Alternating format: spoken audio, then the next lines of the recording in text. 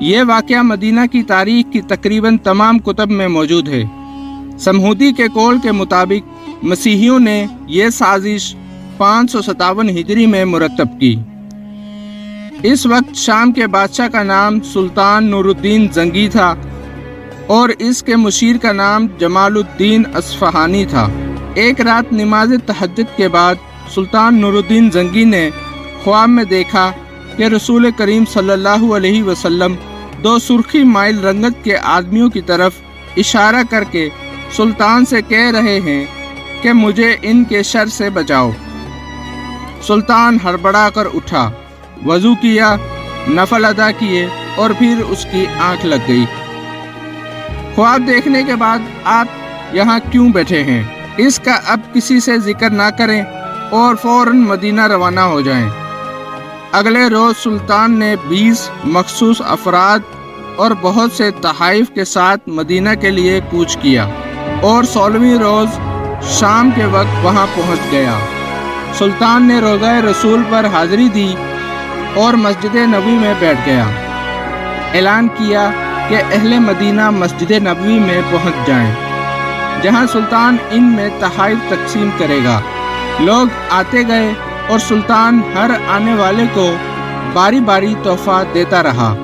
اس دوران وہ ہر شخص کو غور سے دیکھتا رہا، لیکن وہ 2 چہرے نظر نہ آئے جو اسے ایک رات میں 3 بار خواب میں دکھائے گئے تھے۔ سلطان نے حاضرین سے پوچھا، کیا مدینہ کا ہر شہری مجھ سے مل چکا؟ جواب اثبات میں تھا۔ سلطان نے پھر پوچھا، کیا تمہیں یقین ہے کہ ہر شہری مجھ سے مل چکا ہے؟ اس بار حاضرین نے کہا، سوائے 2 آدمیوں کے راز تقریباً فاش ہو چکا ہے۔ سلطان نے پوچھا، وہ کون ہیں اور اپنا تحفہ لینے کیوں نہیں آئے؟ بتایا گیا کہ یہ مراکش کے صوم و صلات کے پابند 2 متقی باشندے ہیں۔ دن رات روضہ رسول صلی اللہ علیہ وسلم پر درود و سلام بھیجتے ہیں اور ہر ہفتے مسجد قباء جاتے ہیں۔ فیاض اور مہمان نواز ہیں، کسی کا دیا نہیں لیتے۔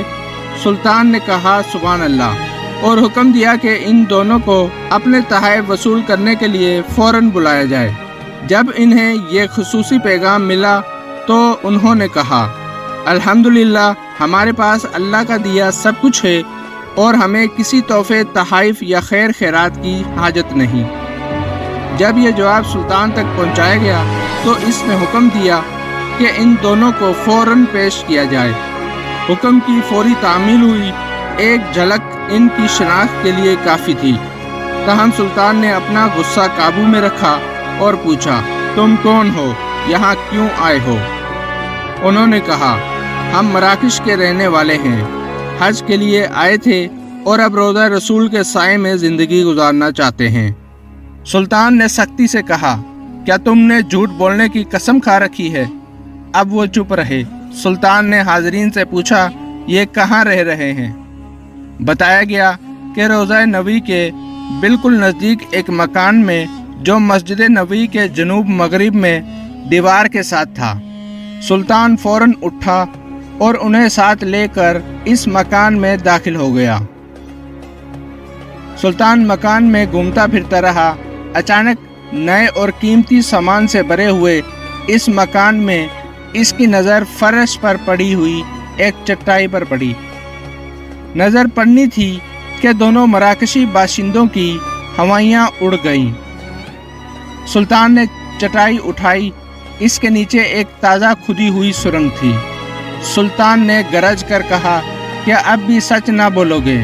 ان کے پاس سچ کے سوا کوئی چارہ نہ تھا۔ انہوں نے اعتراف کیا کہ وہ مسیحی ہیں اور ان کے حکمران نے انہیں بہت سا مال و زر اور ساز و سامان دے کر حاجیوں کے روپ میں اس منصوبے پر حجاز بھیجا تھا کہ وہ کسی نہ کسی طرح رسول کریم صلی اللہ علیہ وسلم کا جسد اقدس روضہ مبارک سے نکال کر لے آئیں۔ اس ناپاک منصوبے کی تکمیل کے لیے انہوں نے حج کا بہانہ کیا اور اس کے بعد روضہ رسول سے نزدیک ترین جو مکان کرائے پر مل سکتا تھا وہ لے کر اپنا مذموم کام شروع کر دیا۔ ہر رات وہ سرنگ کھودتے جس کا رخ روضہ مبارک کی طرف تھا اور ہر صبح کھدی ہوئی مٹی چمڑے کے تھیلوں میں بھر کر جنت البقیع لے جاتے اور اسے قبروں پر بکھیر دیتے۔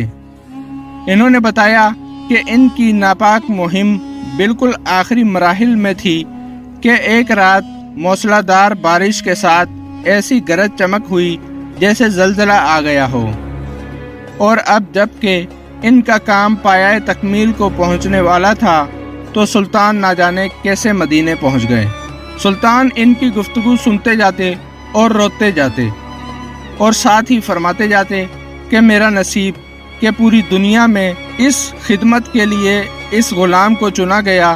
سلطان نور الدین زنگی نے حکم دیا کہ ان دونوں کو قتل کر دیا جائے اور روضہ مبارک کے گرد ایک خندق کھودی جائے اور اسے پگھلے ہوئے سیسے سے پاٹ دیا جائے تاکہ آئندہ کوئی بدبخت ایسی مذموم حرکت کے بارے میں سوچ بھی نہ سکے۔ مذکورہ بالا واقعہ 558 ہجری بمطابق سن 1142 کا ہے۔ سلطان نے روضہ مبارک کے قریب ایک چبوترا بھی بنوایا تاکہ اس پر ان قبور کی حفاظت کے لیے ہر وقت پاسبان رہیں۔ یہ چبوترا اب بھی موجود ہے اور باب جبرائیل سے داخل ہوتے ہی دائیں جانب ہے۔